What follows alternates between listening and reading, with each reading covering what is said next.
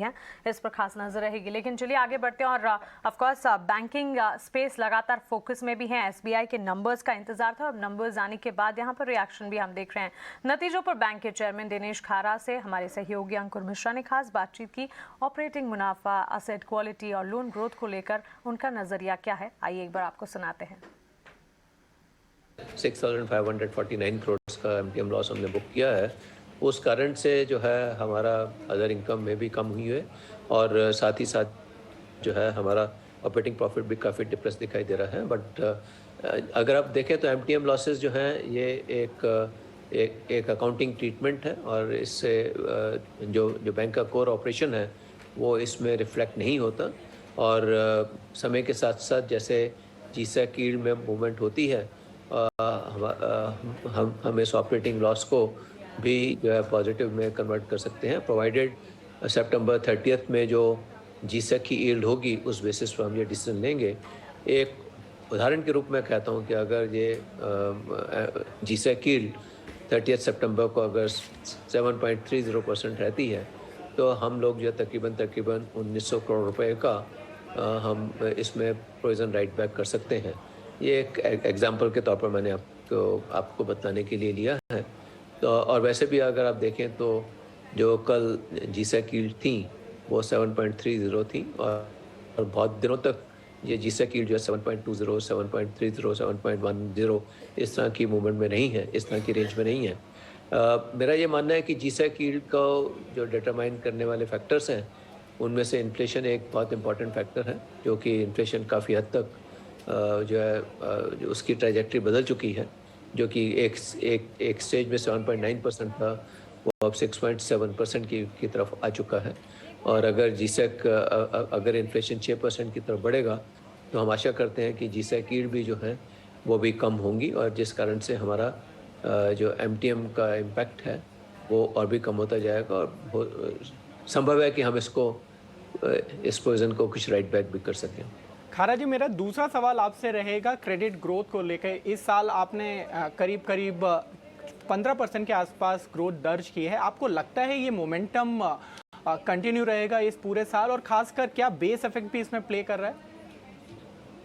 मेरे को आशा है, क्योंकि कारण ये है कि अगर आप जो प्राइसेस देखें तो वो ऑलरेडी जो है कुछ 90 की रेंज में आ चुकी हैं और उसके चलते हुए जो है एक समय में 109, 110, 115 इस तरह की रेंज में थी। तो उसको देखते हुए मेरे को आशा है कि जो सप्लाई साइड जो कंस्ट्रेंट्स हैं वो भी एड्रेस होंगे और सप्लाई साइड कंस्ट्रेंट्स एड्रेस होने के साथ साथ इकोनॉमिक एक्टिविटी भी इम्प्रूव होगी और इन सब के चलते हुए हमारी क्रेडिट ग्रोथ को भी एक प्रोत्साहन मिलेगा। और हम आशा करते हैं कि आने वाले दिनों में हमने पिछले वर्षों में भी देखा है कि हमारे रिटेल इंजन तो हमेशा ही अच्छा काम करता रहा है और अभी कॉर्पोरेट बुक में भी हमने अच्छा ग्रोथ देखा है। इस साल में 10% का डबल डिजिट ग्रोथ देखा है। तो पूरी आशा है कि आने वाले दिनों में शायद ये ग्रोथ और भी अधिक बढ़ेगी। आपका जो कैपिटल एडिक्वेसी रेशियो है वो 13.43% है। आपको लगता है कि जिस तरह की ग्रोथ की आपकी आकांक्षा है आपको और कैपिटल की ज़रूरत पड़ेगी? और आपका जो ऑलरेडी बोर्ड अप्रूवल है करीब 11,000 करोड़ रुपए का, वो क्या आप एक्चुअली अवेल करेंगे? बिल्कुल, हम लोग जो है 11,000 करोड़ रुपए का जो हम 81 और 82 का हमें अप्रूवल मिला है तो उसमें जो है हमें 2,000 करोड़ का हमारा 81, 82 का रिडम्पशन ड्यू है जो, और उसको अगर नेट ग्रोथ देखते हैं हम इस बॉन्ड के माध्यम से तो वो जो 9,000 करोड़ के करीब है। और हमें पूरी आशा है कि इस तरह की कैपिटल एडिक्वेसी रेशियो से हम आने वाले दिनों में जो हमारे क्रेडिट ग्रोथ होगी उसको सपोर्ट कर पाएंगे। और बट फिर भी हम जो है समय समय पर अपनी स्थिति को जो है दोबारा देखते रहेंगे और ज़रूरत होगी तो हम और भी अधिक संसाधन जुटाने की कोशिश करेंगे। लेकिन ग्रोथ को हम किसी भी तरह से जो है किसी भी तरह की कोई आंच नहीं आने देंगे। इस बारे में हमारा ये एक डिसीजन है इस विषय में। खारा जी, मेरा आखिरी सवाल आपसे जो रहेगा वो रहेगा डिपॉजिट ग्रोथ को लेकर। करीब 8% की ग्रोथ दर्ज की है इस क्वार्टर। लेकिन मैं आपसे समझना चाहता हूं कि इस इंटरेस्ट रेट सिनेरियो में जहां पर अभी राइजिंग इंटरेस्ट रेट्स होने वाले हैं वहां पर ये कितना चैलेंजिंग होगा। दूसरा, क्या सेविंग्स रेट में कोई बढ़ोतरी की गुंजाइश है? देखिए, ऐसा है, जो डिपॉजिट ग्रोथ सिस्टम लेवल भी जो 8% है और लोन ग्रोथ है सिस्टम लेवल पर 14% के करीब है। तो उस तरह से हम लोगों ने जो फोकस रखा है, अब की बार जो इंटरेस्ट रेट बढ़ाया है वो हमने कुछ टर्म डिपॉजिट्स में ही बढ़ाया है, और जिस बास्केट में जहाँ पर हमारे यहाँ पर ALM मिसमैच होता है उसमें बढ़ाया है।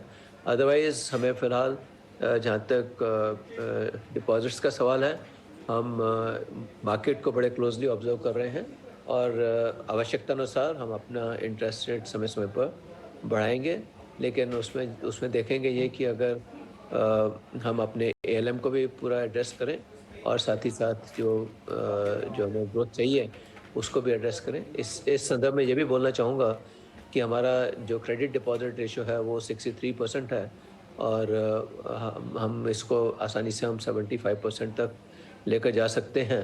तो इसके चलते हुए हम जो भी इंटरेस्ट रेट का डिसीजन लेंगे वो सब डिसीजन जो है इन सब फैक्टर्स को ध्यान में रखकर ही लिया जाएगा। बहुत शानदार कमेंट्री नज़र आ रही है SBI की। जी हाँ, स्टॉक थोड़ा सा प्रेशर में है, ऑफ लोज है बाय द वे, लेकिन बहुत अग्रेसिव शॉर्ट्स नहीं हो रही है क्योंकि अनवाइंडिंग और लॉन्ग पोजीशन बिल्कुल है, लेकिन पहले 15 मिनट में लोएस्ट पॉइंट बन गया था।